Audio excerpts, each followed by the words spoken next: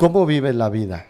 ¿Qué es lo que más disfrutas de esta vida? En estos momentos, ¿qué es lo que más disfrutas? Estar aquí, porque, mira, por ejemplo, yo me acuerdo cuando estaba en el Everest, que estoy a punto de morirme ahí, eh, ahí me di cuenta de la grandeza que es la relación humana, ¿no? Me dieron como 7 bicicletas, ¿no? Deshice 3 bicicletas. O sea, me bajaba y decía, ya no puedo, güey. Agarraba, la hacía pedazos la bicicleta. Al principio se espantaba, ¿no? Pero ya la segunda bici, ya los chavos nada más se me quedaban viendo y le decían a los policías, no se preocupe, así se pone, está en sus días. Ay, No, yo dije, no. me regreso 100 veces. Entonces el jefe de los Sherpas me dio por muerto, dijo, este güey no ha bajado en 3 días, adiós, nos vamos. Y reportó que me había muerto. Lo que estaba pasando ahí arriba era terrible porque había una tormenta impresionante, 40 grados bajo cero, y había llevado la menor cantidad de equipo. Lo que tú podías llevar. Be Fire Means, o sea, con sus propios medios. Entonces llegó un momento en que tuve que decidir ser el conquistador del Everest que murió en el descenso o decir no pude, güey, me bajo, ¿no?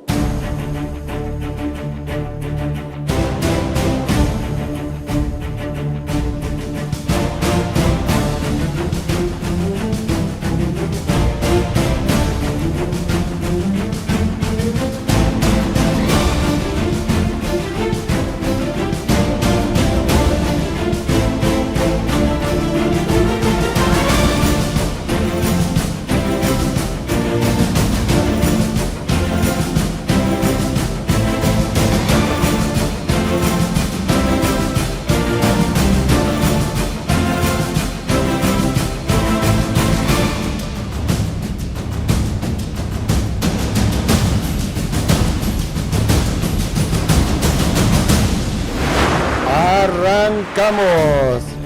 Estamos aquí en tu podcast Desnudando al Escritor, donde no nos quitamos la ropa, sino solamente desnudamos el alma y el corazón de quienes nos acompañan y que siempre tenemos a alguien que trae mucho que ofrecer, una vida, una historia, y hay tanto que dar, tanto que ofrecer y tanto que compartir. En esta ocasión, pues nada menos que una persona, un gran amigo, el doctor Oscar, que nos acompaña recién desempacado. Ahorita nos platicará él, pero ya dice que viene con toda la actitud. Doctor, bienvenido al podcast.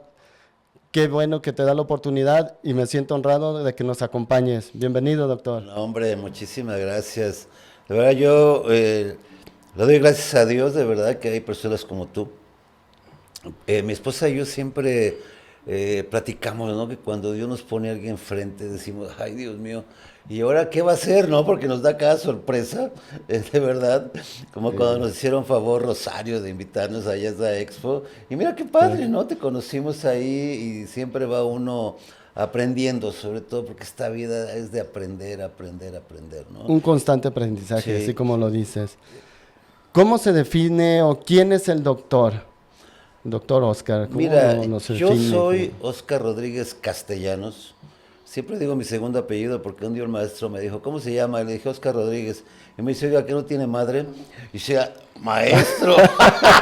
Lo primero que me dijo fue eso. Sí, Y le digo, ¿por qué? Pues, ¿qué? El apellido de su mamá, ¿cuál es, no? Y entonces de ahí me acostumbré a siempre a dar los dos apellidos, ¿no? Fue una gran lección para ti. Hombre, no tienes idea. Aparte era un maestro muy adusto, muy que lo veías y te imponía, ¿no? Pero era un pan de azúcar ese hombre. Entonces, yo soy Oscar Rodríguez Castellanos, y yo siempre me defino como una persona que busca vivir feliz para morir en paz, ¿no? Porque a través de tantas cosas que vemos en la vida, yo pienso que lo más importante es cómo agradeces cada día, ¿no? Porque yo me doy cuenta que hay gente que vive la vida así como va, ¿no? Les digo que como mascota o como planta, ¿no? No nos damos cuenta de la maravilla que es la vida, ¿no? O sea, que te despiertas y te prometo hoy, ¿no? Nos levantamos porque vivíamos muy lejos de aquí, vivíamos más de una hora, pero te despiertas y dices, Dios mío, todavía tengo capacidad de asombro, ¿no? Entonces soy una persona que, pues soy de origen indígena. Chiapas es un lugar hermoso, ¿no? Pero cuando te das cuenta que te despiertas muy temprano y no hay luz eléctrica, Sí. es otro rollo. Yo por eso tengo que, a fin de cuentas, soy una persona que busca la felicidad y yo me acuerdo mucho del libro de En busca de la felicidad, ¿no? Por el camino de Swan. Y eso hago, ¿no? Todos los días me despierto y le doy gracias a Dios que está mi esposa. Y soy una persona que busca simple y sencillamente vivir la vida, ¿no? ¿Cómo vives la vida? ¿Qué es lo que más disfrutas de esta vida? En estos momentos, ¿qué es lo que más disfrutas? Estar aquí, porque, mira, por ejemplo, yo me acuerdo cuando estaba en el Everest, que estoy a punto de morirme ahí, ahí me di cuenta de la grandeza que es la relación humana, ¿no? Porque, ya te contaré más adelante, estar en el Everest perdido, llega un momento en que te ayuda a reflexionar, ¿no? Pero sobre todo a valorar. Entonces yo ahorita despierto y disfruto el estar aquí, conocer a Ariel, ¿no? Todo su chamba, su background, o sea, todo el currículum. Estar contigo, ¿no? Saber que das clases. Entonces, yo disfruto la vida siempre conociendo a la gente, buscando más personas. Y Dios me mandó una esposa maravillosa que luego le digo, ay, Patito, ¿qué haría sin usted? Oye, pero es cierto, Sí, no, te lo pues prometo. Entonces, ¿cómo disfruto la vida estando aquí contigo, estando aquí con Ariel, con Rosario? Porque yo creo que la vida es algo más que simplemente nacer, crecer, reproducirte y morirte, ¿no? Claro, cada momento trae algo y me recuerda un poco algo que tengo yo en el libro Vuela, que precisamente toco ese punto como muchas veces vamos por una ruta y nos olvidamos de todo lo que vamos viendo, vamos tan encajonados con la mente en otro espacio y nos olvidamos de ver cómo ese árbol ya cambió, ya floreció o ya se le cayeron las hojas, está renovándose. ¿Y qué hacemos?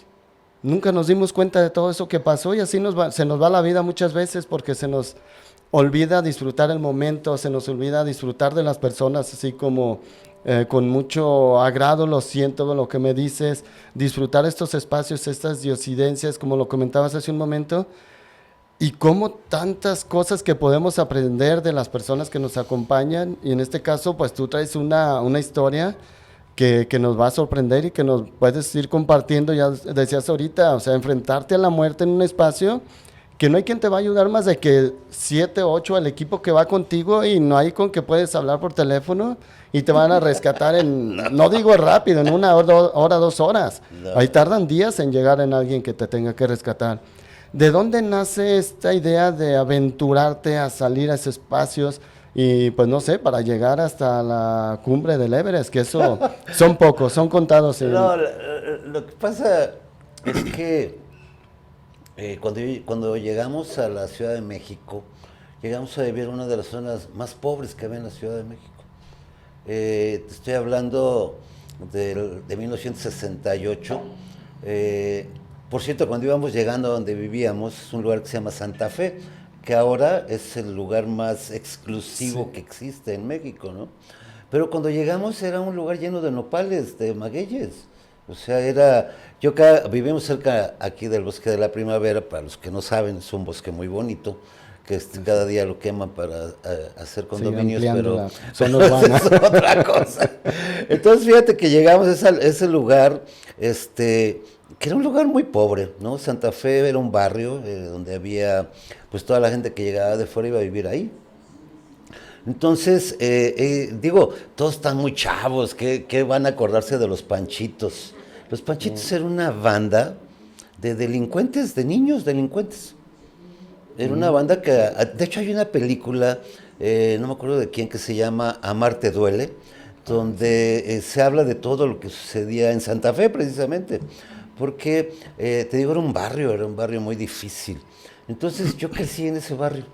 Entonces yo tenía dos opciones. O, por eso la frase de que el ser social condiciona el ser moral de las personas a mí me encanta, ¿eh? Porque cuando estás en un lugar donde está lleno de... tenías solamente la opción de salir a las calles, que no estaban pavimentadas, o sea, un lugar realmente desagradable. Entonces tenías la opción o de relacionarte con esa gente que estaba ahí, o buscar otra cosa, pero no había otra cosa que buscabas, ¿no?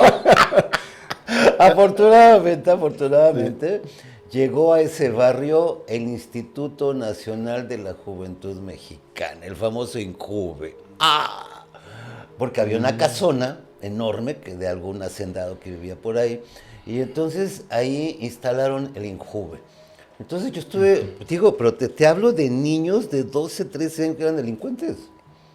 ¿Ya era su profesión de plano? ¿Por qué? Pues porque las escuelas que había, todo lo que había ahí era... Y entonces resulta, mi querido amigo, que yo por eso agradeceré siempre a mi madre, ¿no? Yo siempre le digo que tengo mamitis, le hablo todos los días. Pero la cuestión es que cuando empezó el INJUVE, yo ya estaba cansado, no me sentía a gusto estando con todos estos chavos, porque en ese entonces había mucha drogadicción. Si piensan que ahora hay drogadicción, tenían que haber visto lo que era el 68 en México, ¿no? Y las drogas eran usar pegamentos, usar thinner, que no había otra cosa. Entonces ahora entiendo por qué los jóvenes se fugaban. Entonces yo, alabado sea Dios y la dirección de mi madre, encontré el INJUVE. Y un día llegaron, dijeron, ¿quieren ir al Popo? Al Popocatépetl, lo vamos a subir. Y yo decía, ¿cómo? No, yo qué iba a pensar de eso. Y de repente, ¿Qué edad tenías en eso? pues tenía que 14, 15 años. O sea, eres de la edad que era la mata pesada ahí. No, hombre, yo ahorita veo a mi nieto que tiene 7 años y le digo que la edad que tienes es la edad sándwich, ¿no? Porque ni es niño, ni es adolescente, no es nada, ¿no? Y realmente a los 15 años de ese entonces, yo tengo 66 años, a los 15 años de ese entonces era realmente difícil la vida, ¿eh? Porque ahí te agarrabas a fregadas para que la gente te respetara, ¿no? Y entonces cuando encuentro el INJUVE, el Instituto Nacional de la Juventud, y nos invitan a ir al Popocatépetl, pues ahí el tipo dijo, pues llévense una cobija. Entonces llegó un camión, nos llevaron, ¿no? Imagínate, nos llevan allá al Popo y estaba el ejército y unas casas de campaña enormes. Y entonces fue un shock, ¿no? Porque de ver a un grupo de jóvenes, delincuentes, adictos a ese tipo de drogas, y de repente encuentras un montón de gente, de jóvenes, con botas, con mochilas, piolets, que son lo que usamos para escalar, y decías, ¿y aquí vienen? Entonces, ¿qué vamos a subir ahí? Y yo le dije, ¿estás loco? ¿Cómo que vas a subir? Eso fue mi primer encuentro con la montaña, y el peor que he tenido en mi vida, porque acabé vomitando, con frío, con hambre. Obviamente no subí ni la mitad, ¿no? Y nos regresamos. Y ahí es cuando te das cuenta que el ser humano Platicábamos contigo antes de entrar a tu entrevista, que estoy leyendo el libro de Viktor Frankl del sentido de la vida, y me doy cuenta que ahí tuve la opción de encontrarle sentido a la vida, pero porque la vida me dijo qué sentido había que seguir. Y fue la primera vez, y de ahí me convertí en un adicto a la adrenalina. Y empecé a subir montañas desde los 15 años. ¿Cuál fue entonces ese aprendizaje? Porque si dices que a pesar de que vomitaste, casi te mueres de hambre, lo que sea, fue tu peor experiencia, pero ¿te gustó la mala vida? ¿Por qué? Pues si te hiciste adicto. No, porque yo veía que otro cuate ahí, yo lo veía todo fregado y había subido, y yo decía, pero ¿por qué él sí puede y yo no? Sí. ¿No? Entonces, fue un reto entonces más bien para ti. Un reto terrible, porque pues te estoy hablando de hace muchísimos años, donde no había mucho conocimiento acerca de lo que era la aclimatación del cuerpo del ser humano a la altura. O sea, me llamaba mucho la atención las cosas la pregunta era ¿por qué? ¿no? ¿Por qué subía la gente? Y yo quería saber qué había allá arriba, ¿no? Y lo paradójico es que la primera vez que pude subir llegué a la cima y lo único que encontré es que el azufre, porque el volcán estaba activo, pero con un glaciar enorme, precioso. Pues lo único que encontré fue ganas de vomitar porque olía a azufre, cansadísimo. Y yo me acuerdo de una de las entrevistas que me hacían, ya cuando profesionalmente escalaba, me decía, ¿y qué siente cuando está ahí arriba? Y le digo, ¿qué te contesto? ¿La verdad o lo que quieres oír? Y me decía, lo que quiero oír, el sentido del triunfo, el éxito, levantan las manos. Y la verdad, cansado, sin dormir, con ganas de bajarte, con muchísimo miedo, con incertidumbre, ¿no? Y entonces, pero ese hecho de haber llegado a esa cima, al Popocatépetl, ver lo que es un cráter, ver la maravilla de Dios y de ahí me enamoré de la montaña, ¿no? Pero ahí aprendí que la cima de la montaña no es la cumbre, la cima de la montaña es cuando regresas a tu casa, porque la gente se muere ahí. Y donde me di cuenta que hay que pagar el precio de muchas cosas, ¿no? En esta situación, por lo que tú dices, si el triunfo no es subir, sino bajar, ha sido en ese momento lo que tú digas, hoy pude estar conmigo y aprendí esto, supe y me di cuenta de todo lo que puedo lograr, o en qué momento dijiste, híjole, logré subir, pero logré bajar? Pues fíjate que al principio yo veo que hay una analogía enorme entre el alpinismo y la vida, ¿no? Cotidiana. Porque hay veces que no nos damos cuenta que el simple hecho de regresar a nuestra casa es un éxito, ¿no? Como que Disney nos ha acostumbrado a que los milagros son con bombo y platillo, con luces, y tiene que ser así muy padre, ¿no? Pero yo creo que el éxito es más simple, ¿no? El éxito es, repito el ejemplo, el hecho de que regreses a tu casa.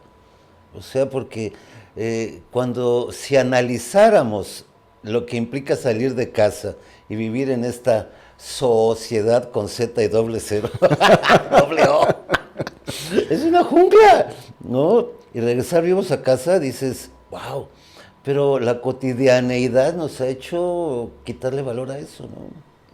Sí, aquí cabe lo que comentaba hace un momento, cómo no vamos analizando y cómo nos olvidamos de este día a día. Y creo que un encuentro más que con la naturaleza, contigo mismo, es algo que te da el subir esa cumbre en esos momentos que lo pesado a lo mejor creemos muchos que es subir, pero el momento de la bajada yo no he escalado mucho, pero sí te comentaba acá donde estoy yo en la barranca, pues son 600, 800 metros de subida y bajada que sí pesa más cuando subes o cuando bajas, depende cómo te prepares también. Acá pues bajar la barranca pues a lo mejor es más pesado la subida porque vienes ya de regreso, pero subir una cumbre, mantenerte y saber que todavía tienes que regresar, ¿en qué momento dices o no me quedo, pero no puedo? ¿Qué es lo que te lleva a mantenerte y a seguir aspirando después de llegar al Popocatépetl? ¿Cuál fue un reto que dijiste, esto no me puedo quedar aquí, voy por más? Fíjate que es algo increíble porque a la par es cuando yo estaba, si algo le agradezco a mis padres es que me hayan ayudado a estar en la escuela, ¿no? Para cuando estaba yo en el CCH, el Colegio de Ciencias y Humanidades, sí, ya sé que es la prehistoria, pero, pero es historia. Yo vi la primera generación del Colegio de Ciencias y Humanidades en Naucalpan, allá en Ciudad de México. Hacía yo 3 horas para llegar a la escuela. 3 horas. O sea, te estoy hablando de un problema para llegar a una escuela, pero el alpinismo a mí me educó a tener una forma de vida de que o lo hacías o lo hacías. O sea... No había alternativa. Es que no debe haber alternativa, pues. O sea, cuando hay una segunda opción, como que no valoramos mucho las cosas, ¿no? Y yo aprendí eso. Aparte mi padre era muy estricto, yo fui un niño golpeado psicológicamente, físicamente, varias veces mi padre estuvo a punto de matarme a golpes, ¿no? Pero eso me ayudaba mucho, ¿no? Porque mi fuga, porque realmente fue una fuga de mi casa, yo no quería estar en mi casa. Entonces, pues para mí era padrísimo levantarme a las 4 de la mañana para irme a la escuela, ¿no? Menos tiempo estabas en tu Menos casa, tiempo en la pues. casa. Entonces llegaba más tarde y por eso cuando estaba estudiando medicina, pues yo trabajaba como químico, analista en el Hospital Infantil Privado de Ciudad de México y en el día estudiaba, o sea, llegaba a mi casa más a cambiarme, ¿no? Y a veces. Entonces, en conclusión, la cuestión es muy simple para mí. Llegó un momento en que empecé a buscar más retos para estar más lejos de mi casa. Y en vez de fugarme en las drogas o en otras cosas, encontré una droga maravillosa que son las endorfinas, ¿no? Como tu cuerpo se va cada día haciendo más fuerte y cada día, ahora le dicen resiliencia, ¿no? Pero antes era rómpete el alma porque no te queda otra. Y mañana, pues otra vez. Sí, todo esto, pues tú dices, era tu droga y era la manera en que tú te mantenías. Pero ¿cómo es la vida de un niño, un adolescente que se ve maltratado?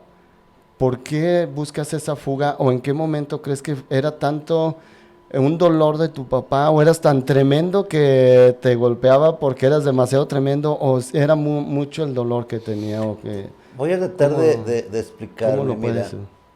mi padre llegó a la Ciudad de México, un indígena, cargando cajas de fruta en la Merced, lo que sería la central de abastos. A mí me tocó verlo así. Y años después, el señor tenía 20 camionetas para transportar fruta. Y un día le pregunté que, ¿por qué tenía 20 camionetas? Dices que es más cómodo cargar la fruta dentro de la camioneta que en el lomo, así me decía. Entonces, mi padre era un súper empresario, ¿no? Pero a su manera. O sea, era una persona que trabajaba muchísimo. eh, y de repente ahí donde vivíamos, pues compró un terreno muy grande, ¿no? Pues era pura maguillera, ¿no? Pues como el bosque de la primavera, ¿no? Que no había nada y ahora mira lo que hay, ¿no? Entonces, Santa Fe estaba muy cerca de los tiraderos, los basureros de Santa Fe. Yo por eso, digo, sin ningún lineamiento político ni nada por el estilo, porque no me gusta a mí hablar de política. No soy apolítico, pero no me gusta hablar de política. Don Carlos Salinas de Gortari fue un hombre visionario que en la basura vio una ciudad de lo que es ahora Santa Fe, ¿no? Que eran basureros. Entonces mi padre compró un terreno muy grande y le puso un zaguán. Esto es para explicarte por qué me golpeaba mi padre. Entonces él llegaba en las camionetas, tocaba el claxon y tenías que salir corriendo a abrir el zaguán. Y si te tardabas un minuto más, pues así me iba, güey, ¿no? Entonces él llegaba, metía la camioneta y como me había tardado, pues él llegaba y corregía, ¿no? Pero tardarte 2 minutos. O sea, no juegues, era impresionante. Yo a mis 66 años, hasta hace poco, tuvimos una catarsis maravillosa, de veras, porque fui a ver a Dante Gebel, un pastor maravilloso, y donde él comentaba que su padre nunca le dijo que lo quería.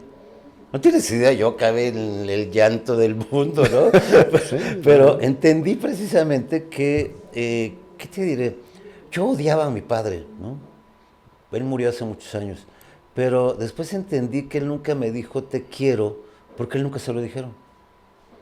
Y si él me trataba así, porque realmente él me trataba como un animal, te lo prometo, ¿no? Ahora lo puedo platicar. Mi esposa es testigo de que yo no podía hablar de eso, ¿no? Así terrible. Y ese era el motivo, porque yo estudiaba todo el tiempo, trataba de sacar las mejores calificaciones, por eso hacía tanto deporte. Yo buscaba el reconocimiento de mi padre y nunca lo tuve, nunca, ¿no? Entonces me golpeaban pues porque no abría la puerta, me golpeaban porque no lavaba bien los coches, porque llegó un momento que mi padre, fíjate cómo era, vendió las camionetas y mi padre fue el que inventó los peceros allá en México, que es un taxi, porque compró taxis.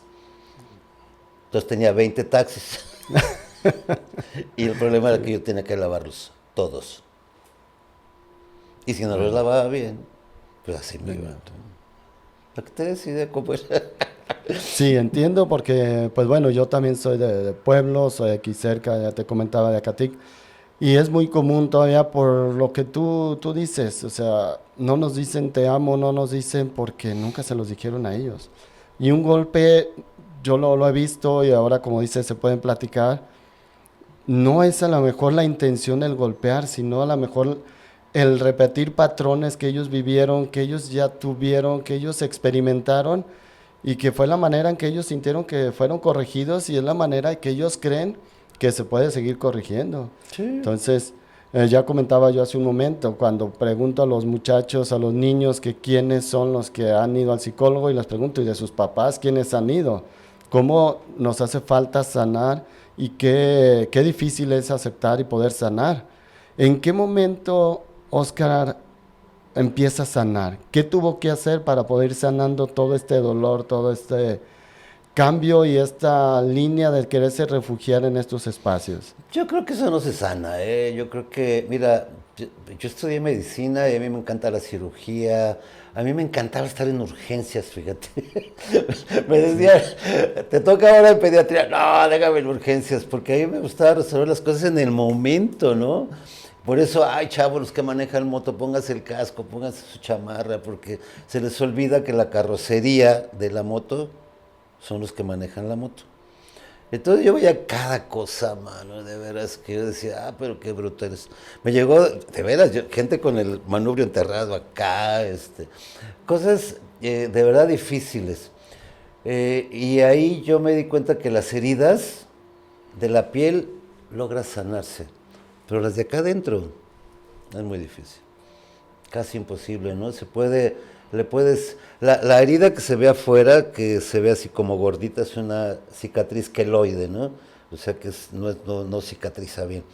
Llega un momento, hay gente que tiene una cicatrización maravillosa y no se les nota. Pero yo leí un libro, ay, se me fue el nombre, acerca de un psiquiatra que trabaja con las mujeres que tienen una cuestión que se llama dismorfia, ¿no? Por más cirugías que se hagan, se siguen considerando feas. Y son unas bellezas para mucha gente, ¿no? Y entonces él decía que el problema no era poner bella la cara, sino que el cerebro y la mente entendieran que la belleza es inherente a uno mismo, ¿no? Que el parámetro que nos dio Playboy de 90, 60, 90 no tiene nada que ver con las mujeres, que esa es una cuestión totalmente diferente. Entonces, pero yo creo que no se sana, ¿eh? Yo creo que trata uno de irla sobrellevando, porque no es olvidarlo, ¿no? Sino es aceptarlo. Porque si yo me olvidara de todo lo que viví, uy, como la caricatura de Snoopy, ¿no? Que dice, si no hubiéramos cometido tantos errores no estaríamos aquí. Y Carlitos le contesta, porque cometimos tantos errores, estamos aquí, ¿no? Entonces, yo creo que no se sana. Yo creo que el decir que sana es una herida emocional o sentimental es muy atrevido, ¿no? Mi punto de vista. Sí. Entonces, más que sanar es aceptar. Aceptar y vivir con la idea de, por ejemplo, en AA, ¿no? Solo por hoy entender que a mi padre así lo trataba, ¿no? Y eso, y solo por hoy. Y tratar de no recaer en ese reclamo, ¿no? De no me quieres, no me tratas bien. O sea, se me hace una pérdida de tiempo, ¿no? Yo creo que es, solo por hoy estoy bien, solo por hoy tengo sueños. No se cura, la verdad, al menos conmigo. Muy bien. Dentro de todo este reto y este buscar alternativas y salir y estar ocupado, pues tienes aventuras, llegas a estos deportes extremos. ¿Cuál es una de esas aventuras más grandes que has podido vivir y que nos pudieras platicar ahorita que digas, este fue uno de los retos que sí me sacaron, ahora sí, sangre, sudor, lágrimas y muchos desvelos? El reto más grande que yo he tenido en los últimos 15 años es mantener enamorada a mi esposa. ¡Wow! O sea, es un reto que muchas veces no lo vemos nosotros, ¿eh? Porque yo soy divorciado, conocí a mi esposa hace 15 años, en una situación económica terrible, una quiebra económica donde perdí todo lo que tenía de un día para otro. Entonces, mi mayor reto es ese, ¿no? Mantener enamorada a mi esposa todos los días, porque eh, después de darte cuenta lo maravillosa que es la vida, después de darte cuenta de, de, de que cuando alguien te da amor implica que no que tú lo des, ¿no? También, porque no es un intercambio de amores, ¿no? Sino es de disfrutar la vida día con día.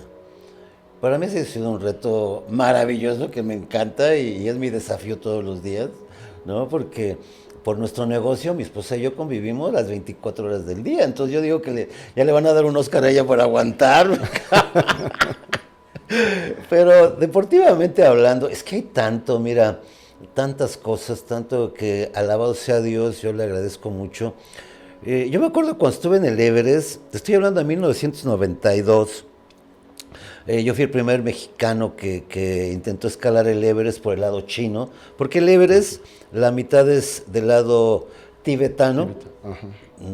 Los chinos invadieron, entonces la mitad del Everest, la cara norte es China, y la mitad del Everest del lado sur es de Nepal. La primera vez yo lo intenté por el lado norte. Terrible, terrible, impresionante, ¿no? Terrible porque ahora yo veo en las noticias o en internet lo que es el Everest y se ha masificado, se ha cosificado el Everest. Porque si tú tienes $100,000, pues vas y contratas una empresa, te dan todos los tanques de oxígeno que quieres. No quito el mérito a los que han subido así, pues, ¿no? Nunca lo quitaré.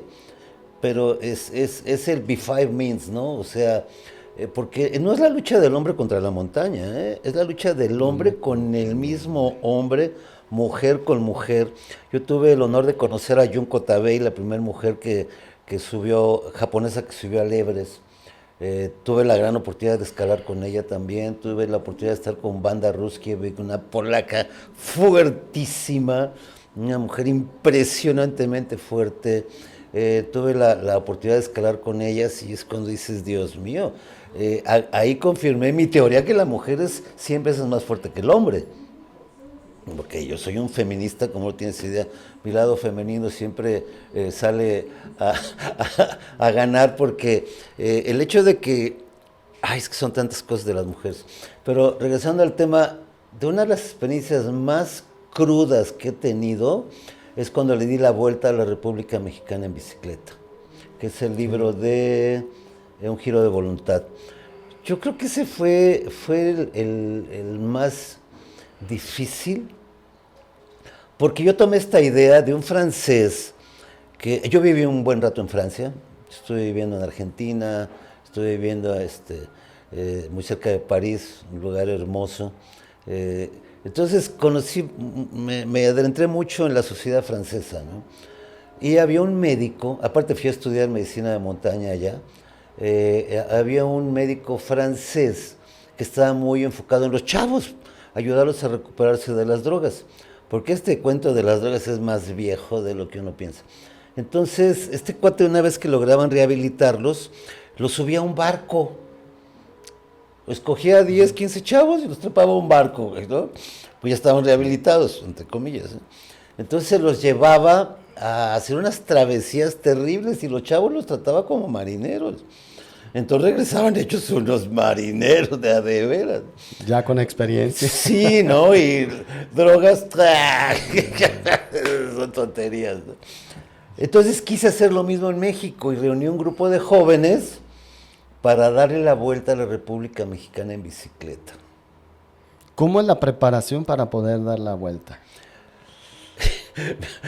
Me gustaría decirte 1, 2, 3 y 4. Imposible, porque nunca se había hecho. Lo que yo buscaba siempre era hacer eventos que nunca se hubieran hecho. Por ejemplo, el otro libro de La Primera Vez, se llama La Primera Vez porque fue la primera vez que unos alpinistas mexicanos intentaban subir a la cara sur de la Aconcagua. La Aconcagua es la montaña más alta de Latinoamérica. Está en la frontera entre Chile y Argentina. Es una montaña de 7,000 metros sobre el nivel del mar. que después la subí con bicicleta, aclaro. Por eso en la foto ahí estoy con la bici. Nadie lo había hecho, pues, había que hacerlo, alguien tenía que hacerlo. Entonces, la primera vez fue que vimos, hay un libro que se llama Los Abismos del Mundo, ¿no? Y resulta que la Concagua, de un lado, pues está relativamente sencillo, pero del otro lado tiene una pared vertical de 3 kilómetros de altura. No. Nadie lo había intentado, ¿no? Entonces nos ocurrió hacerlo, una locura, casi nos matamos ahí, ¿no? Entonces, en la vuelta pasó lo mismo, no había antecedente. El único antecedente que yo tenía era el del salmista José Alfredo Jiménez. Pero él fue en su caballo blanco. Porque sí, no.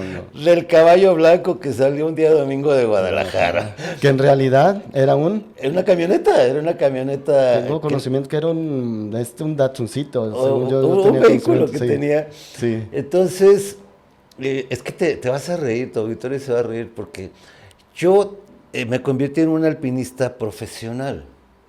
Yo vivía de eso y vivía muy bien, ¿no? ¿Por qué? Porque como fui de los primeros en hacerlo, tuve la suerte de conocer a don Alejandro Servitje, al mero jefe de Bimbo, ¿no? O sea, porque yo empecé a vivir de esto, los patrocinios. Y yo llegaba y les decía, oiga, pues es que quiero ir a Patagonia. Y dije, ¿a mí qué? No, pues necesito que me patrocine. Era impresionante, de veras, hay unas historias que tengo maravillosas. Entonces, cuando se hizo la Vuelta a la República, era porque yo por contrato tenía que hacer 3 expediciones al año.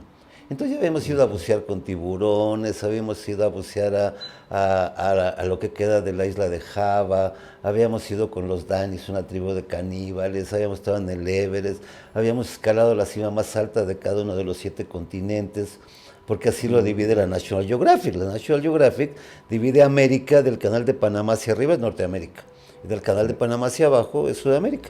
¿Por qué lo divide? Porque realmente se cortaron las placas tectónicas, ¿no? Entonces son 2 continentes. Y el 7º continente es la Antártica. Yo fui el primer mexicano que estuvo en Antártica. Entonces ya habíamos hecho todo, ¿no? Y decía, ¿ahora qué hacemos?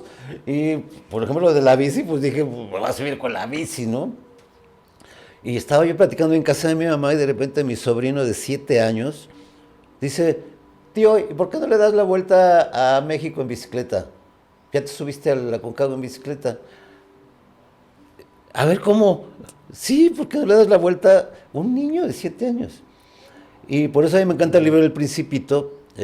Para los que lo han leído, hay una parte donde hay un sombrero y el Principito les pregunta, ¿qué hay adentro del sombrero? Y todo, ¿quién sabe? ¿Cómo? ¿No te das cuenta? Hay un elefante, ¿no? Pero esa es la belleza de la capacidad de asombro de los niños. Ahí donde aprendí, no lo aprendí ahí, pero o tal vez ahí lo reconfirmé, respetar a los niños, ¿no? Porque los niños, y entonces dije, ¿pero cómo, joven? Sí, darle la vuelta a la República en bicicleta. Yo creo que acababa de haber tenido una clase de geografía o algo, y dije, bueno, pues hay que intentarle, ¿no? ¿Por qué no? Por eso, ¿cómo te preparas? Fue algo impresionante, ¿no? Fue alucinante hacerlo. Fue alucinante porque no se nos había ocurrido la onda de los récord Guinness, ni siquiera había pasado por acá. Pero alguno de los patrocinadores nos dijo, oye, es que eso es un récord Guinness. Yo dije, oye, ¿qué es un Guinness? ¿No? Y empecé a investigar. ¡Órale! ¿No? Vale la pena. Todo el mundo me pregunta que cuánto ganas por estar en el Guinness. No ganas nada, ¿no? Más que estar en el libro. El reconocimiento y la medalla. Trascender. Que es uno de los grandes objetivos de muchos seres humanos. Yo nunca lo hice con esa idea, pero resulta que necesitamos tener un juez de Guinness. Nomás que ese cuate me cobraba $100 diarios.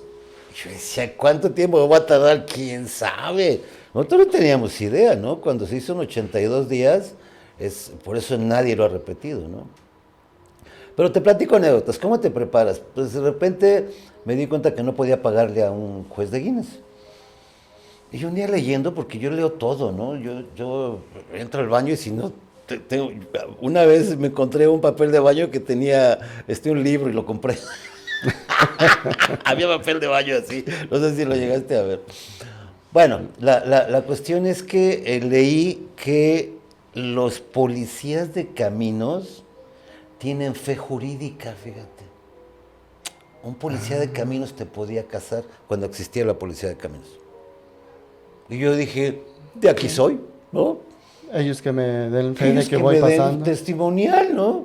Y pues ahí me tienes, me voy a buscar al comandante Arispe Mireles, jefe de la policía de caminos. Es una historia muy larga cómo pude entrar a verlo. Y usted, ¿qué hace aquí? Porque logré meterme a su oficina. ¿Y usted quién es?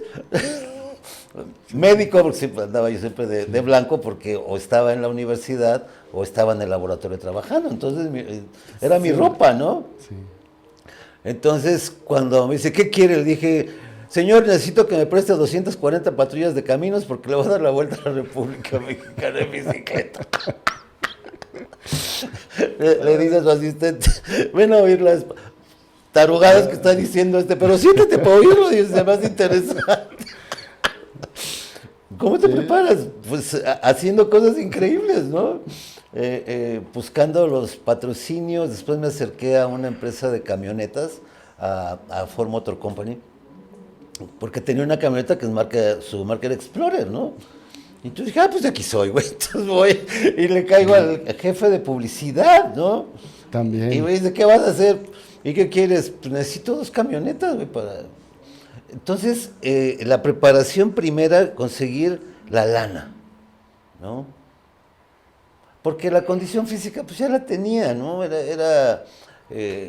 1986, yo estaba en mi óptimo de edad y todo, pero ya pensaba yo en retirarme. Dije, voy a hacer este evento y con eso me retiro.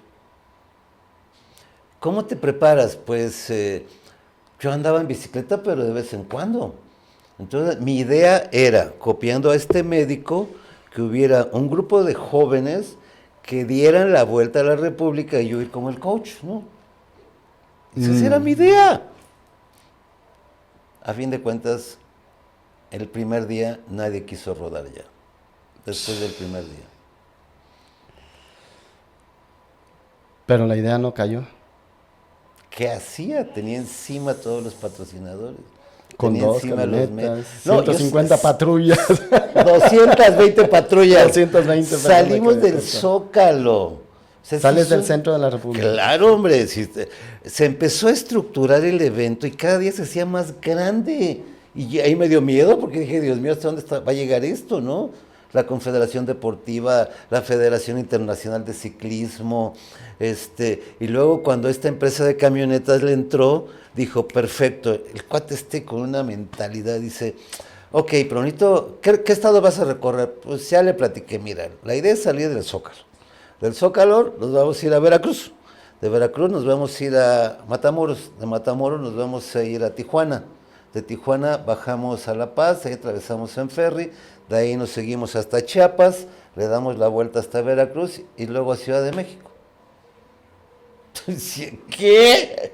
En bicicleta estás loco. Y yo decía, y ya estábamos adentro. Y yo te hablo de 1982, cuando empezamos a escalar, pues éramos historia. Yo iba mucho a un programa donde sería el señor Ochoa, no sé si se acuerdan, un loco que tenía un programazo, Guillermo Ochoa. Guillermo Ochoa, sí. Y pues yo ya era cliente de ese señor, ¿no? Iba cada rato, tenía mi sección. Después cuando estuvo César Costa en el programa también. Entonces estaban mucho en los medios. Entonces nos invitaron y ¿ahora qué vas a hacer? En la madre, ya había hablado. Ya tenías el compromiso. ¿Y cómo te preparas? Nunca supe cómo prepararon. O sea, las cosas se dieron y de repente ya estábamos ahí en el Zócalo, las autoridades del deporte, estaba don Olegario Vázquez Raña, la familia Vázquez Raña, cómo nos ayudó, mano, increíble. Uno de mis patrocinadores que siempre le estaré agradecido es a don Alex Benoit, el director de Rolex México. Soy el único deportista mexicano que ha patrocinado Rolex. Ah, felicidades, muchas felicidades. Y me apoyaron durante muchos años, muchos años. Entonces, ¿cómo te preparas? Haciendo las cosas todos los días. Descubriendo la magia de despertar y decir, ¿qué vas a comer? ¿Qué vamos a comer en el recorrido? Pues necesito un nutriólogo. No, pues me busqué un chavito que estaba estudiando nutrición. Oye, yo no sé nada de bicis, necesitamos un técnico en bicicletas. ¿Dónde encuentro un mecánico de bicis? O sea, así. Fuiste armando el equipo poco a poco, jalando de un lado y de otro. Sí. Pero ese fue mi peor error. La gente que llevé. Porque última instancia ya nadie quiso. ¿Te quedas solo muy pronto o en el transcurso te vas quedando solo? A los 2 días. Ya nadie quería rodar. Entonces, ¿no llegaste que a Puebla y ya ibas solo? Llegamos a Veracruz. Y la bajada a Veracruz es terrible, terrible porque, de hecho, ahí conocimos a Alcalá, uno de los grandes ciclistas mexicanos, Raúl Alcalá. Y cuando le platicábamos, decía, es que estás loco, porque le contaba que bajamos para llegar a Veracruz, esa bajada terrible que hay ahí, con las carreteras que hay en México. Uno de los oficiales que iba junto a mí, porque ya tuve que rodar yo, porque ¿qué hacía? ¿No? Entonces, ¿cómo te preparas? Yo traía una condición física pésima. ¿Por qué? Pues porque me había dedicado a conseguir lana, a conseguir los patrocinios. Y la idea de este amigo de las camionetas era, dice, ok, vas a llegar a la concesionaria de autos, ahí te van a esperar, ahí van a hacer una conferencia de prensa y vamos a hacer todo un show. Armó todas las conferencias en todo el país. 32 estados. 32 conferencias. Llegabas hecho pedazos y tienes que llegar a hablar con la prensa. Impresionante. ¿Cómo te preparas? Como debemos de prepararnos todos los días para hacer las cosas, ¿no? Despertar y hacerlo. Hacerlo.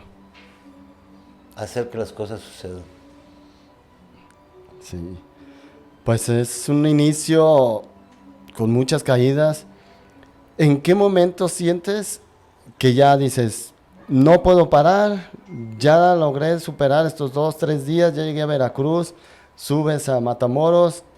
¿En qué momento dices, me la voy a llevar, lo voy a lograr?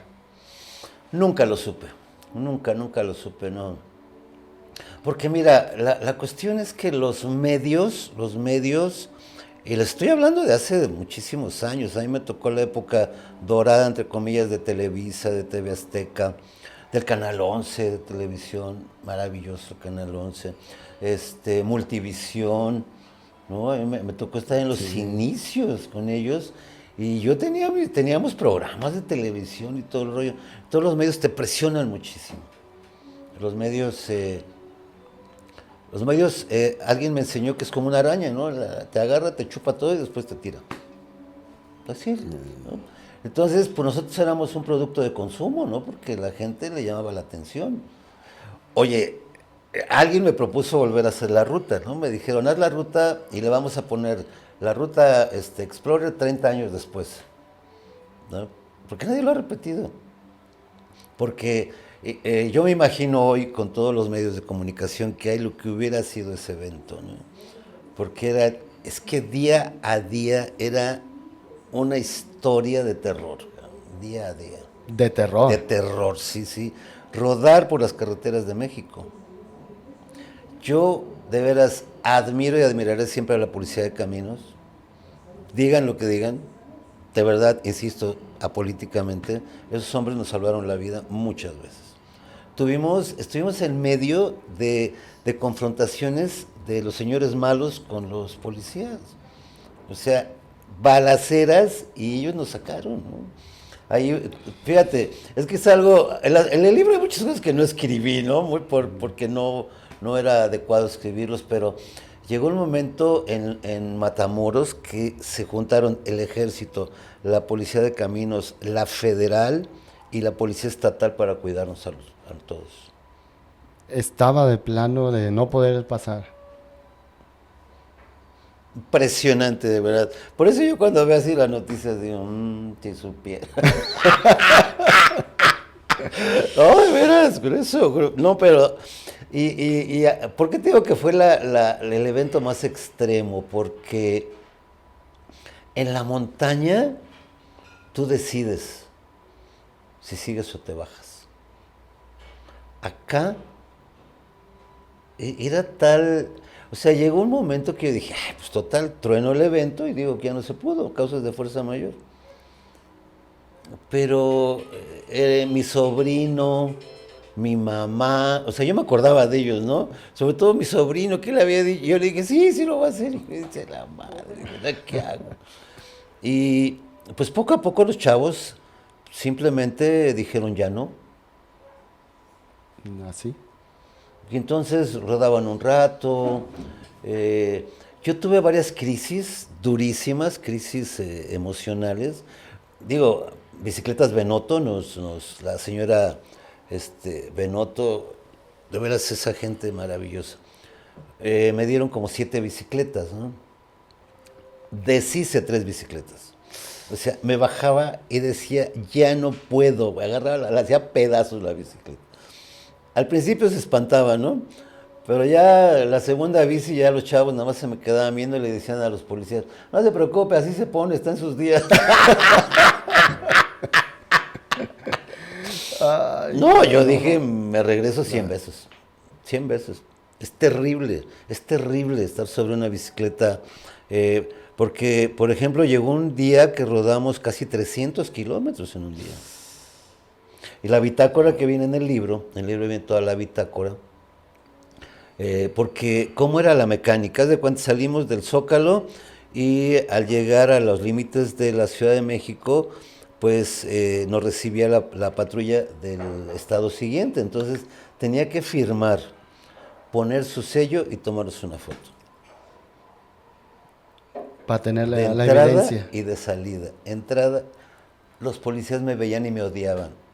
Me recordaban a mi mamá cuando me veían. ¿Cómo vienes aquí, tal doctorcito? Pinche doctor, ¿qué vienes a hacer aquí? No te queremos aquí. ¿Ya llevabas fama? ¿Me odiaban? Dios es tan grande que en el transcurso de atravesar su estado, porque es su estado, acababan siendo los principales promotores del evento. O sea, los tipos decían, estás loco, cabrón. Me decían, sube la bici a la patrulla, no le decimos a nadie. Y yo les decía, no puedo. ¿Por qué? Pues porque es un récord. No era tanto el récord, fíjate, sino era... yo me puse a estudiar AA porque yo no entendía eso del solo por hoy. Y entonces aprendí que cuando te despiertas y dices, solo por hoy, güey, vamos a rodar un poco más. Solo por hoy. Entonces se empezó a hacer una complicidad con los chavos porque no se regresaron, se quedaron. Además que ellos iban en las camionetas. Nada más te acompañaron, pero no rodaban contigo. Porque en la bici de repente te duermes, ¿no? Y entonces le decía, vamos a hacer un trato, güey, a ver.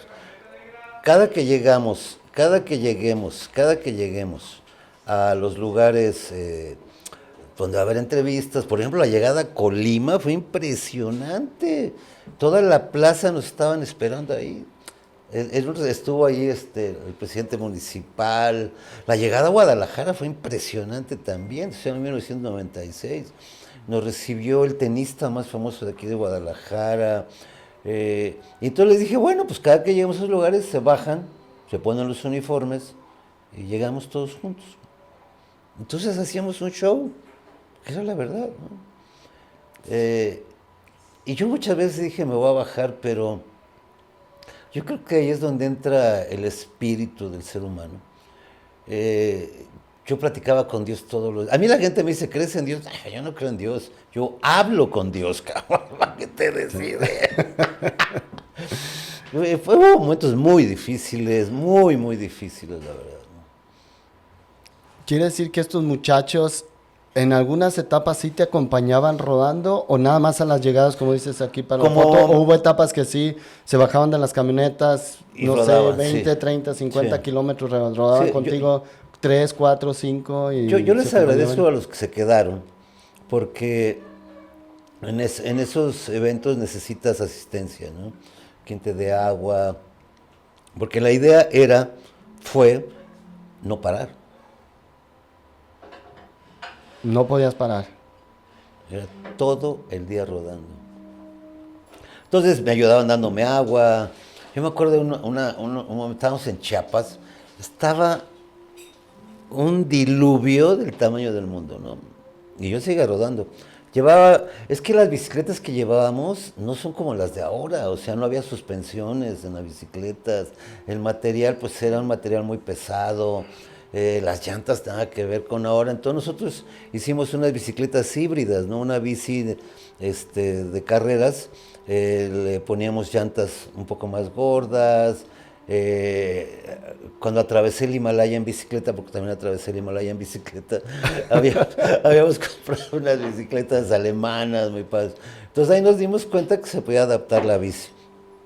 Entonces cambiábamos de bicicletas, pero lo chusco fue que un día, viajando por Chiapas con una tremenda lluvia, uno de los asistentes, este, abre la ventana de la camioneta, porque ellos iban allá adentro cómodamente, y me saca la mamila con agua, dice, ten para que tomes agua, ¿no? Yo le decía, no. Vengo lleno.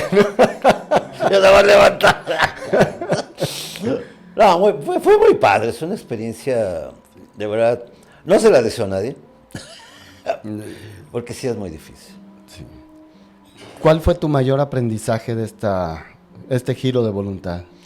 Fíjate que lo que aprendí ahí es la capacidad que tiene el cuerpo de adaptarse. Porque mi mente, no tienes idea de lo que aprendí ahí, mi mente se volvía loca, empiezas a pensar tantas cosas, porque yo te suplico a ti y a Ariel y a tu público que se imaginen lo que es estar arriba de una bicicleta. Por ejemplo, el ejemplo que más se me antoja ahorita es subir la Rumorosa. La Rumorosa, cuando salimos, y te estoy hablando de hace 1986, la carretera era terrible, pero ¿sabes qué era lo peor? Los traileros. Porque la policía de caminos, a fin de cuentas, nos protegía, pero los traileros, no tienes idea, te avientan el tráiler, pasan muy cerca de ti, durísimo, ¿eh? Pero la cuestión era que no podíamos parar la subida, porque si te paras, ya no te levantas, ya no ruedas, ya no. Entonces empezamos con 50 grados de temperatura allá abajo, ya ves cómo se llama esta ciudad, que está a 3 metros abajo del nivel del mar, donde empieza la Rumorosa. Y en el camino tuvimos las 4 estaciones, llovió, viento, y luego cuando vas viendo abajo todos los coches que se han caído, y luego la policía me decía, aguas mi doc, ya volteó para allá abajo, y se los lleva el viento. Señores, estaba durísimo. Y llegamos a la parte final de la Rumorosa con nieve. Ay, Entonces, ¿cómo de 45 grados a nevar? Sí, lluvia, nieve, viento. Entonces, ¿qué aprendí? Mira, aprendí que la voluntad es algo maravilloso, que el cuerpo te obedece. Yo ahorita estoy estudiando mindfulness con Joe Dispenza, tipazo, ¿no? maestro. Y yo digo, oye, esto yo lo viví hace 20 años, ¿no? Y tú ahorita te estás haciendo millonario con esto, güey. Y entonces es donde te das cuenta cómo la mente realmente te destruye si te dejas, ¿no? Porque la mente nos decía, te vas a matar, te va a atropellar un tráiler, te vas a caer. ¿Lo pensaste muchas veces? Lo tenía desde que me despertaba. O sea, y pensamientos repetitivos, ya no te subas, es muy peligroso, te vas a matar. O sea, era terrible. Entonces hasta que llegó un momento que tiene uno que poner un alto a la mente, ¿no? Y decir, a ver, espérame, pero ¿tú por qué me...? O sea, yo tenía unos pleitos interiores, yo me acababa mentando la madre conmigo mismo. O sea, de veras, era terrible. Pero era una forma de evadirme, porque estar 8 o 10 horas sobre una bicicleta, el cuerpo no está hecho para no caminar. Sentías tú la necesidad de caminar. Es impresionante, ¿no? Y, por ejemplo, ahí es donde aprendí el famoso tubo, porque llega un momento en que el campo visual de tener los 180 grados más o menos se reduce a esto. Nada más ves hacia adelante y ves el tubo, ves el tubo. que nada más lo que tienes enfrente es... yo sí conozco mi país centímetro a centímetro, te lo prometo, Ahí cada sí. carretera, ¿no? Yo pienso que la lucha psicológica fue terrible. Digo, yo mi capacidad de resiliencia, le dicen ahora, yo diría mi capacidad de sobrevivir, ahí fue lo que aprendí, ¿no? Y por eso cuando me dicen hay problemas, luego mi señora me dice, pero a usted no le... Pues la verdad no. Y como decíamos porque este es un dicho azteca, ¿no? Si tu problema tiene solución, ¿de qué te preocupas? Si tu problema no tiene solución, ¿de qué te preocupas? ¿No? Sí. Platicas que en todo este tránsito tú no crees en Dios, tú platicas con Dios. ¿Qué era lo que platicabas? ¿Qué era lo que más escuchabas que te decía Dios? Más que tú le decías, tú a lo mejor le podías reclamar, le podías agradecer, pero ¿qué era lo que te decía Dios? Mira, en 1982 yo estaba en el Everest, por el lado sur. Dicen que la juventud es una enfermedad que se cura con el tiempo. En ese entonces yo intenté subir al Everest sin oxígeno y solo. ¿Por qué solo? Porque íbamos en una expedición comercial, como las que hay ahora, pero éramos dos norteamericanos, dos norteamericanos, un español, un francés, éramos como 5 o 6 personas las que estábamos ahí. Y es que en el campo base del Everest habríamos máximo 20 personas. Ahora cuando veo que hay 500,000 personas, digo, Dios mío, es impresionante, ¿no? Estar ahí porque la soledad es maravillosa y te das cuenta de lo insignificante que somos los seres humanos. Y cuando ves esa montaña tan enorme, tan bella, ¿no? Y entonces, pues llevábamos el oxígeno dosificado, porque era estúpidamente caro llevar oxígeno. Entonces la idea era usarlo en casos de emergencia, ¿no? Entonces había algunos tanques en unos campos, pero eran estrictamente de uso medicinal. La temporada estuvo muy mala, o sea, el tiempo era muy malo. Entonces los Sherpas nos dijeron, se acabó el tiempo, güey, se acabó el permiso y hay que irnos. Y ya lo habíamos intentado varias veces, no habíamos podido subir. Entonces dijeron, pues nos vamos y empezaron a desmontar los campamentos. Entonces yo le dije al jefe de los Sherpas, oye, pues yo lo quiero intentar otra vez. Si te pasa algo, nadie te va a subir a ayudar. ¿Cómo? Sí, güey, pues bajo tu propia responsabilidad, ¿no? Así, de ese tamaño. Por eso hace rato que decías de que te puede ayudar a alguien, es que éramos 6 personas y eran 4 Sherpas cuando mucho, incluyendo el cocinero. Porque ahí tienes que cargar tú todo tu equipo. Sí. Tú, nadie te ayuda. Entonces, pues llegó un momento que ya se iban y yo le dije, ¿sabes qué? Porque yo ya lo había intentado y estaba durísimo, porque yo quería subir sin oxígeno. Entonces, ya cuando dijeron nos vamos, yo le dije, ¿sabes qué? Lo voy a intentar. Me dijo, bajo tu propio riesgo, va, ¿no? Entonces me aventé yo solo. Todos mis compañeros me decían, oye, pues hay que esperarnos. Le dije, ¿sabes qué, güey? Lo que menos tenemos es tiempo. Entonces, pues yo tenía una condición impresionante. Yo entrenaba, no tienes idea de ver eso. Yo me volví verdaderamente un deportista de alto rendimiento. Yo tenía 55 pulsaciones por minuto en el corazón. Lo dominabas, trabajabas muy bien todo lo que era emocional y el frío, físico. no me hacía nada. Mi mente estaba o sea, yo pensaba que estaba muy bien. Entonces ya lo intento, llego a campo 1, campo 2, campo 3, campo 4. Y la cuestión es que duermo en campo 4 y dices, pues la cima ya está muy cerca. Pero allá pierdes la noción del tiempo. Y sobre todo la altura, la deshidratación, la falta de oxígeno. Pues cuando menos me di cuenta ya eran las 6 de la tarde. Y entonces cuando dices, en la torre, ¿ahora qué hago? ¿No? Porque ya sabías que si alguien está allá arriba, en la zona de la muerte, a los 8,000 metros sobre el nivel del mar, a esa hora, ya no bajas, ¿no? De hecho, Guillermo Ochoa en su programa me dio por muerto. Ay, caray. ¿Se perdió la comunicación en ese momento? Bueno, es que ¿O porque no había comunicación, se hablaba de 1982, la comunicación era por telex o por fax o por radiocomunicación, radios? pero los señores que tenían radio, tenían sus bases de radio y se comunicaban de un país a otro y llegaba así medio mala señal. Entonces el jefe de los Sherpas me dio por muerto, dijo, este güey no ha bajado en 3 días, adiós, nos vamos. Y reportó que me había muerto. Lo que estaba pasando ahí arriba era terrible porque había una tormenta impresionante, 40 grados bajo cero, y había llevado la menor cantidad de equipo. Lo que tú podías llevar. Be Fire Means, o sea, con tus propios medios. Entonces llegó un momento en que tuve que decidir ser el conquistador del Everest que murió en el descenso. O decir, no pude, güey, me bajo, ¿no? Me costó mucho, mi orgullo era enorme. Y ya de repente dije, no, voy para abajo. Y entonces de repente te das cuenta que para abajo está.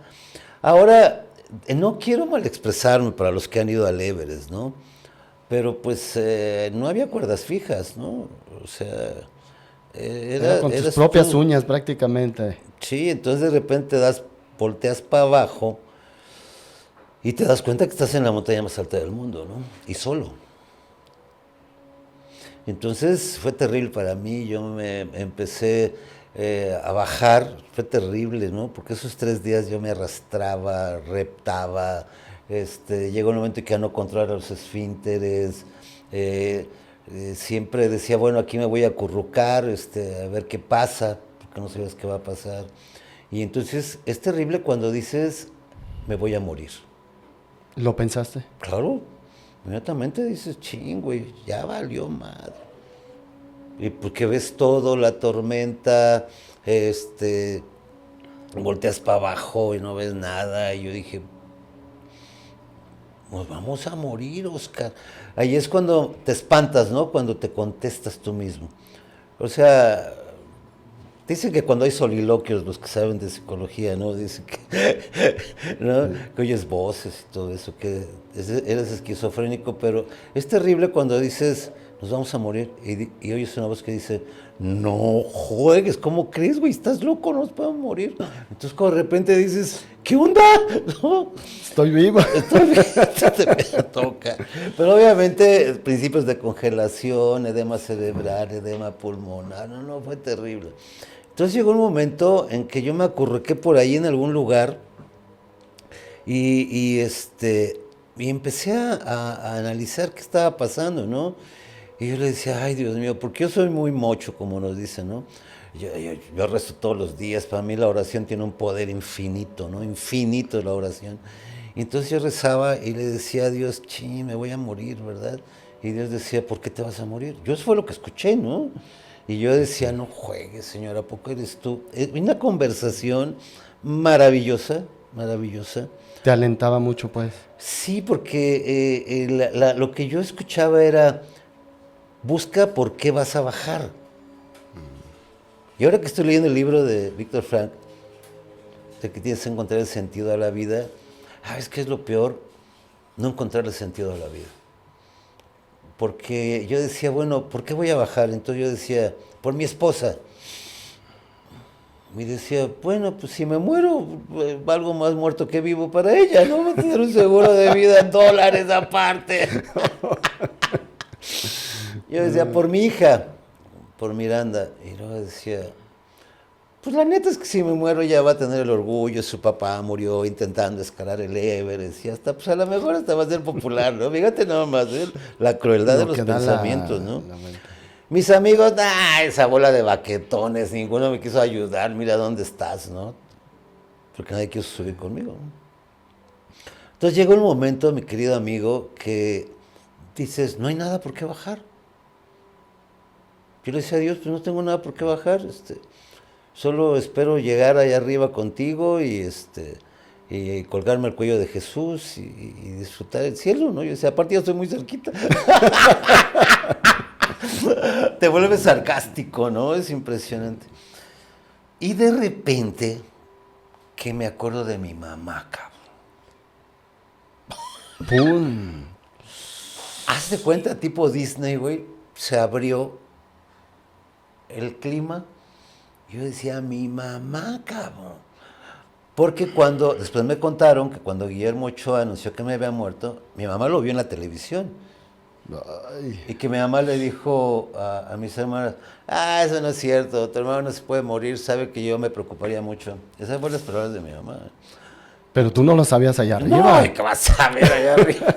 Y entonces de repente, querido amigo, digo, Dios mío, mi mamá, cabrón, porque yo la conozco, dije, va a mover cielo, tierra para bajar mi cadáver y va a ser un... Entonces, fíjate, que uno tiene que engancharse de algo. Yo ahora que estoy leyendo a Víctor Frankl en El sentido de la vida, dices, es que el hombre no debe buscar el sentido de la vida le da el sentido al hombre. Y ahora lo entiendo, fíjate, después de tantos años, cuando estuve en el Everest, llegó un momento en que el sentido de bajar era que mi madre no hiciera tantas cosas por bajarme, ¿no? Entonces, lo sientes, ¿eh? Así como te recorre la energía y dices, lo voy a hacer, y tu mente te engaña, te dice, tú tratas de moverte, pues te caes, ¿no? No puedes caminar, tu cuerpo no te obedece, y entonces en vez de caminar, pues arrastrarse. Y yo le decía, Dios mío, voy a poder, y yo escuchaba a Dios que me decía, hijo, sigue, tú puedes. Yo de veras, ahorita lo platico así, antes me daba pena, decía, la gente va a pensar que estoy loca. Ahorita, la verdad, me siento tan orgulloso de esa plática con Dios, porque, y a cada momento dices, que ya no puedo, ¿no? Y te lo prometo, mira, esto mucha gente no lo va a creer, pero de repente estaba todo nublado, el viento y todo, y luego de repente se abrían ventanas así, y podía ver por dónde había que bajar. Me arrastraba, ya no sentía las manos, te orinas sobre la ropa, o sea, porque ya no controlas. Y había veces que me dejaba ir, ¿no? Yo decía, pues hasta donde llegue, ¿no? Y se me para algo, qué bueno. Y llegó un momento en que, esto ya fue el tercer día que estaba yo ahí arriba, de repente, era tantas mis alucinaciones ya, que de repente vi una cosa enorme, y yo decía, ay Dios mío, ya vienes por mí. Vi una sombra negra, ¿no? Y yo decía, ay Dios, pues decía, si vienes por mí, Señor, ya. Y de repente, escucho la palabra, Oscar, doctor, wake up. Ay, Dios mío, no me digas que hablas inglés. Fíjate cómo te autoengañas, ¿eh? Sí. Y de repente trato de enfocar, porque ya había perdido los lentes, entonces trato de enfocar y vi esa bestia. Era uno de los gringos que iba con nosotros, Scott Darsney, un tipo que vive en Unalaska. Unalaska es un pueblito, si se ubican en el mapa de Estados Unidos, luego está Alaska, y luego sale como una península. Ajá. En la puntita se llama Unalaska, y ahí todavía vive Scott Darsney. Es un tipo de casi 2 metros de altura, así, ¿no? Y con la ropa de montaña, te digo, y yo lo veía, y con el edema cerebral que tenía, casi no veía, él estira la mano para agarrarme, y yo lo empiezo a golpear. El instinto, ¿no? Sí. Y pues un montañista con mucha experiencia me volteó un fregadazo que casi me desmaya, ¿no? Y me empezó a arrastrar. Me bajó arrastrando. Ya estábamos cerca de uno de los campamentos, que habían quedado, porque ya los sherpas habían desmantelado la montaña. Entonces me arrastró, llegamos a una tienda, encontró unos medicamentos que había ahí, me puso dexametasona, 2 inyecciones sobre la ropa, y me quedé dormido. Y él se bajó, me dejó ahí en la casa de campaña, donde había algo de ropa, de comida. Entonces yo ya desperté y vi un cielo tan hermoso, la montaña estaba despejada, hacía calor, porque en el Everest hace mucho calor, cuando está el sol, no aguantas traer la ropa de frío. Y entonces cuando dices, Dios mío, lo hicimos. Y volteabas y dices, nada más que vuelta a bajar hasta Campobasso. Ahí ya había cuerdas fijas, ya había cuerdas fijas, entonces encontré ahí algo de equipo y empecé a bajar, pero igual, ¿no? Cayéndome, arrastrándome. Y cuando llego al campo base, me senté en una piedra y de repente vi que había un montón de personas enfrente de mí así, y me quedaban viendo. Y el chef me decía, Oscar. Y yo decía, ¿qué? ¿Cómo bajaste? No sé. Y me decían, ¿qué quieres? Tengo hambre, tengo sed. Y todo el mundo me abrazaba. Todo. Yo decía, ¿qué onda? Muy fácil, me habían dado por muerto. Y allí es donde empecé a tener pláticas con Dios todos los días. Todos los días. Y lo más maravilloso es que te contesta, ¿no? Sí. ¿Y cuál fue la mayor lección de esa plática con Dios? Fíjate que la mayor lección que yo aprendí ahí son dos cosas. Aprender lo que significa la palabra fe y lo que significa la palabra esperanza. Porque fe es creer en algo que no existe, que no sabes si existe. Y esperanza es creer en que va a llegar. Entonces aprendí a tener fe y esperanza. Esas son las dos enseñanzas más grandes que tuve en el Everest, ¿no? Que me sirvieron para muchas otras expediciones, ¿no? ¿Nunca perdiste la fe ni la esperanza? Yo creo que había perdido la fe cuando dije, me voy a morir. Yo creo que ahí perdí la fe, pero cuando escuché a Dios, de veras, y la gente me dice, ay, ¿cómo vas a escuchar a Dios? Bueno, la Biblia dice que estamos hechos a imagen y semejanza de Dios y que hay que voltear a su Dios interno. Entonces, pero nadie me va a sacar de la mente que yo lo escucho y que lo escuché en ese entonces, ¿no? Y que si no lo hubiera escuchado me hubiera muerto allá. Yo creo que haya perdido la fe y ahí la recuperé al escucharlo. Sí, no está fácil estar en esos espacios, sentirte perdido, solo, 3 días, ante toda esta... Yo leí un libro y me viene mucho a la memoria un libro, se llama Hielo Quemado, que habla de una expedición a la Antártida. Y o sea, me venía todo el tiempo a la mente esta situación que tú viviste, toda esa situación donde se empiezan a sentir que los dedos se congelan, que ya no hay movimiento. Me llama la atención que dices que perdiste los lentes. Es difícil, dicen que ante la intensidad del tono de la nieve, pues te quedas casi ciego porque no hay espacio para ver.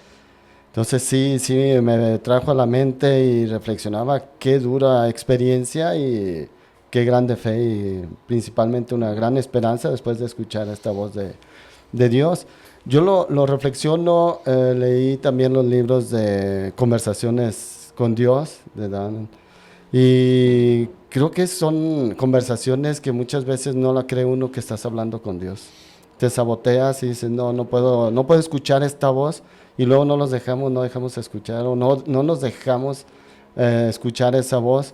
Y qué bueno que tú en ese momento la escuchaste, la viviste, la sentiste y pues gracias a eso estás aquí con nosotros y lo has platicado y lo has conversado, lo has llorado, lo has reído. Sí. Entonces, sí es una anécdota y una serie de experiencias, como lo comentas ahora, que han ido forjando tu vida, que han ido generando este aprendizaje. Nos hablabas un poco de éxito. ¿En qué momento crees que tú te has sentido exitoso o ha sido un proceso para ir llegando a un momento de éxito? Fíjate que el éxito para mí es bien subjetivo, ¿eh? Para mí el éxito, para mucha gente, cuando escuchas la palabra éxito es porque logró cerrar un negocio, porque logró tener dinero, porque logró tener una mujer muy guapa, según la gente. Pero para mí el éxito implica principalmente el simple hecho de estar vivo.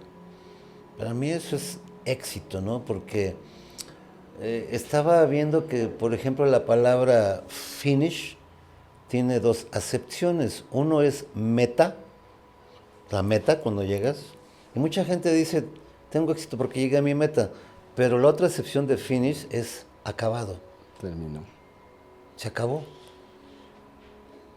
Entonces, yo me acuerdo mucho cuando estaban en el Everest que me decían, oye, ¿cómo te sientes? Mal, me duele todo. Bajé como 8 kilos en esos días. Sí. Entonces, Pero de verdad estaba yo todo cortado, todo lastimado. Y yo les decía, ¿sabes qué? Aprendí a lavar mi dolor con mis lágrimas, cabrón. Cuando te permites llorar, pero porque últimamente yo lloro más de felicidad, ¿no? Porque eso de que los hombres no lloran, qué estupidez, ¿no? La verdad. Pero yo aprendí a lavar mi dolor con lágrimas, ¿no? De felicidad. Entonces, cuando alguien me dice que es el éxito, yo le digo, ay, despertar, güey. Ya. Eso ya lo hiciste. Ya. Pero como estamos, nos han vendido tanto humo, de verdad, que el éxito es que tengas, yo le digo a mi esposa, mi coche vale porque yo lo traigo. Mis relojes, porque a mí todo el mundo me dice, ¿por qué tienes? Pues porque me los regalaban. Yo nunca compraría un Rolex, la verdad, ¿no? Nunca. Ahora que vimos a Las Vegas, pues me encanta meterme a las tiendas porque yo estuve trabajando yo gracias a Rolex pude dar una conferencia delante de la princesa imperial del Japón. Esa Una fue experiencia, me imagino. impresionante. Una cena con 1000 personas en el Hotel Okura. Sí, qué bruto. Bueno, porque para mucha gente eso sería éxito, por ejemplo, ¿no? Y tú lo estás nombrando como una Y experiencia. fue una experiencia padrísima, ¿no? Sí. Porque es una historia muy larga, de verdad, sobre todo por lo que hizo mi mamá. Porque en ese entonces Dios no me había puesto a Pati Castañeda, mi esposa, frente y ya me había divorciado. Y entonces, pues me llegó la invitación de Rolex, ¿no? Oye, pues tienes que dar una conferencia a Japón, no juegues. Yo así les decía, no juegues. Y me dice, pues sí vas. Entonces me llegaron a la casa 2 boletos, ¿no? Primera clase, en el vuelo. Y yo decía, ¿y quién llevo? En tono de broma, ¿eh? Saqué la libreta negra. Tono de broma. Ay, caray. ¿Y sabes qué es lo más triste? Que yo dije, ¿a quién llevo? Fíjate nada más. Era ir a Japón. Llegar al Hotel Okura, uno de los hoteles más grandes y más caros del mundo en ese entonces. Era convivir con los embajadores allá, estar... Porque había 2 opciones. O la conferencia con la princesa imperial, que llevaba años de no ser vista en público, o sí la princesa imperial. O sea, tuvimos que ensayar un show con y otro sin, ¿no? Entonces era quedarnos 15 días viviendo al estilo Rolex, cabrón. Y dice, ¿a quién llevo? Era un gran compromiso. Escuché a Dios y me dijo, ay, hijo, no seas bruto, pues llévate a tu mamá. Santo Calvario, porque mi mamá es una indígena chapaneca chamula que no tenía ni acta de nacimiento. Uf. Entonces ahí me tienes buscando todos los contactos posibles para sacar el acta. Porque la Secretaría de Relaciones Exteriores es buenísima onda, no tienes idea de los conectes que hay a ese nivel. Entonces, claro, te sacamos el pasaporte de inmediato, pero necesito su acta de nacimiento. No juegues. Sí. Pues ya mis sobrinos la consiguieron, pero estaba mal escrito el nombre. No tienes idea. Bueno, total, logramos. Eso sí fue un éxito, la verdad, conseguir un pasaporte para una indígena chamula que no tenía acta de nacimiento. Lo que fue imposible fue sacar la visa. No alcanzamos porque le dieron el pasaporte hoy y mañana volábamos.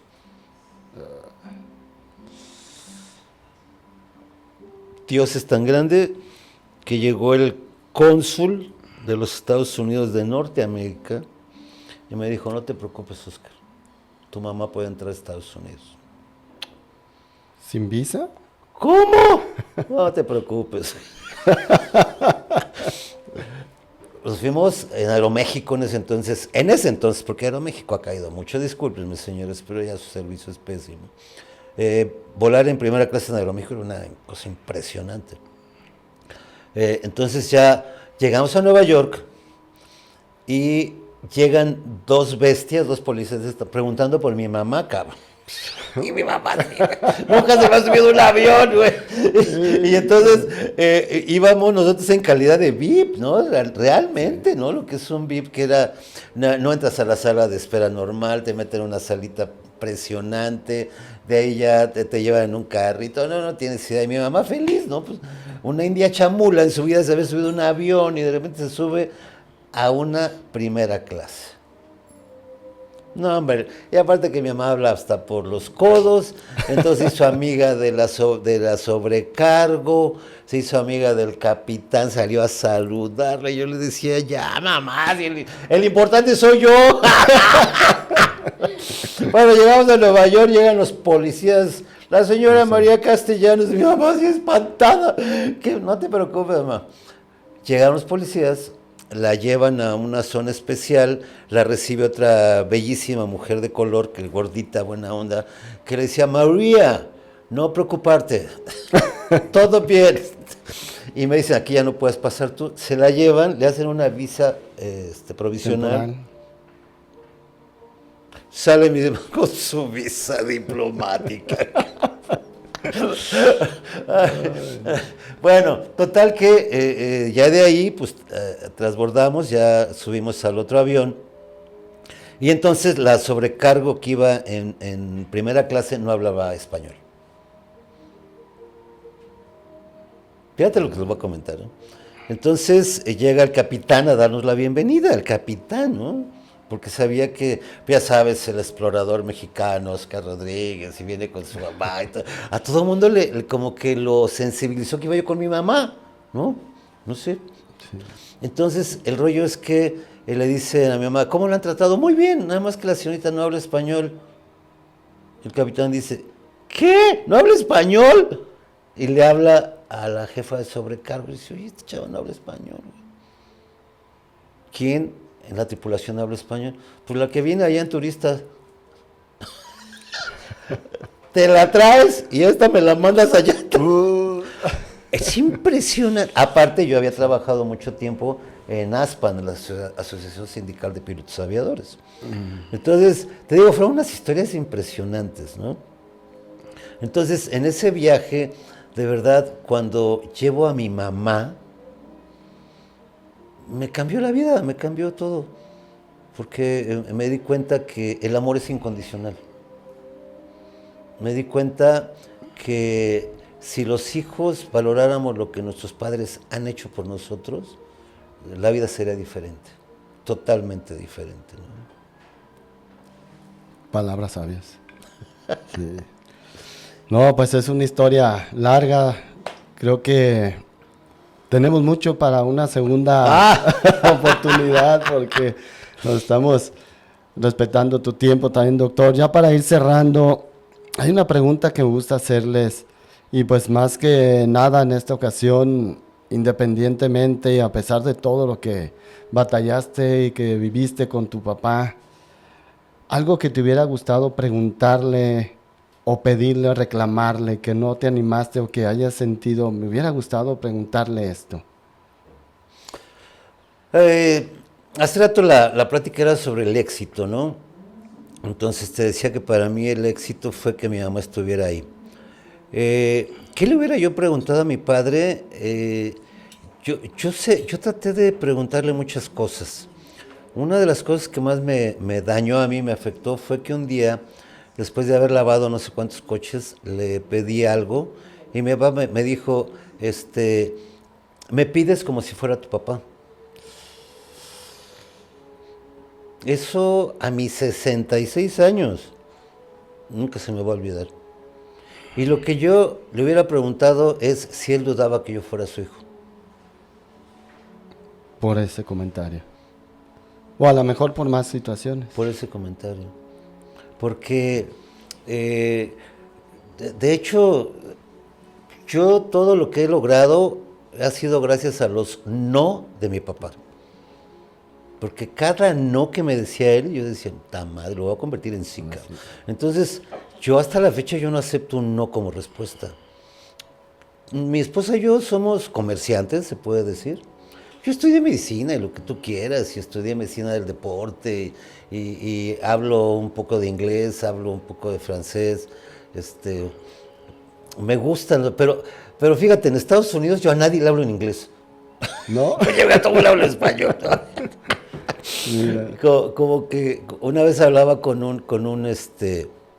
un fiscal de la policía, y me decía, ¿tú eres un transgresor? Y yo le decía, ¿por qué? Es que siempre llevas la contraria. Le digo, no, no es que lleves la contraria. Lo que pasa es que toda mi vida estuve buscando la aceptación de mi padre. Y me hubiera gustado preguntarle eso. Y el preguntarle si me quería, ¿no? O sea, porque él nunca me abrazó, nunca tuve Ni una muestra de cariño. algo que dijera, yo tengo un nieto y lo abrazo todos los días y todos los días les digo, sabes que te queremos mucho, ¿verdad? Y yo a cada rato estamos así en la casa, Nico, ¿qué? Te quiero mucho. Yo lo repito 100 veces al día, de veras. A los hijos de mi esposa, 4 hijos que tiene ella, porque Dios me la puso enfrente en el momento que Mara necesitaba. Y yo a sus hijos les digo que los quiero mucho. A mis 2 hijas, siempre les digo que las quiero. Siempre. Yo creo que el rollo de por qué hay gente que tuvo un padre alcohólico y ellos no toman nada, yo puedo entender y explicar muy simple por qué, ¿no? Porque como a mí nunca me dijeron te quiero, yo trato de dar lo que nunca me dieron. Entonces eran 2 preguntas, si realmente él pensaba que no era su hijo, y 2, si me quería. Pues no es fácil y es una vida de experiencias, de bicicleta, de montañas, De buceo. de agradecer, de buceo, de enfrentar a tiburones Apretar a ti. y de grandes experiencias, toda esta vida, todo este proyecto, todo este proceso que nos has dado una gran experiencia. Y me gustaría que cerraras con una frase, la dijiste al principio que es muy fuerte, parte de lo del éxito, que lo manejaste tú, que cerráramos con esa frase. Me gustó mucho esa frase que dijiste. ¿Cómo lo manejarías? Y alguna invitación o alguna sugerencia, alguna motivación para la gente que nos ve, que nos escucha, y agradecer esta oportunidad.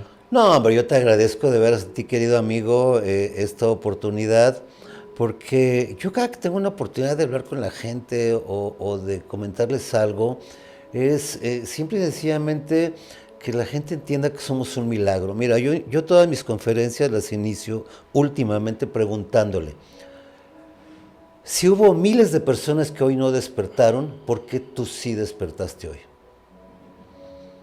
O sea, ¿cuál es el motivo o a qué le atribuyes que miles de personas murieron anoche y tú despertaste? Yo últimamente lo hago, ¿por qué? Porque yo me lo pregunto todos los días, ¿no? Yo abro los ojos y digo, Dios mío, ¡ah! La libré, güey. Pero sí, para la gente ya es común y corriente, es lo que yo digo, por Dios. Tienes que entender que eres un ser supremo, eres magia, eres vida. Si sigues vivo es porque hay una misión, la vida te tiene preparado algo, y aguas, más vale que te prepares, porque hay una frase que me encanta del libro que digo que estoy leyendo ahora, El hombre en busca de sentido, que dice, la vida es como ir al dentista. Siempre pensamos que viene lo peor, cuando lo peor ya ha pasado. Entonces, el ser humano, por desgracia, siempre está viviendo en el pasado y vive amargado, frustrado, deprimido, o vive en el futuro y vive ansioso, porque nos da miedo vivir el presente, nos da miedo ese presente cuando despiertas, porque si despiertas y no tienes un objetivo, el para qué te despiertas, entonces nos convertimos en zombies, ¿no? En muertos que caminan, personas grises, personas que no se ven. Y esto es muy cruel, pero ¿cuántas veces has ido a un restaurante y no te acuerdas de la cara del mesero? ¿Cuánta gente encuentras en la calle que son grises para ti, no las ves? ¿No? Entonces, ¿cuántas personas nos convertimos en personas grises, en muertos vivientes, gente que solamente despierta, camina, pero uno tiene un objetivo en la vida. Yo creo que si algo se llama éxito es despertar, ¿no? Y sobre todo, darle gracias a Dios, en el Dios que tú creas, en el que tú creas, darle gracias a Dios por el hecho de haber despertado y servir. Tenemos que servirle a alguien. Compartir, porque tenemos que compartir con la gente. Totalmente de acuerdo. Y esa es una manera de compartir. Tú estás compartiendo una gran experiencia. Y lo más importante, agradecer el día de hoy.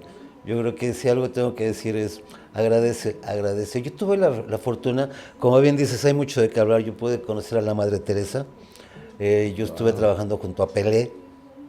La experiencia con Pelé fue maravillosa. Pero eso es harina de otro costal. Pero lo que aprendí con ellos es, Pelé me decía, agradece. La Madre Teresa me dijo, agradece. Dos grandes personas, agradecer. ¿Qué palabra? Sí, la verdad.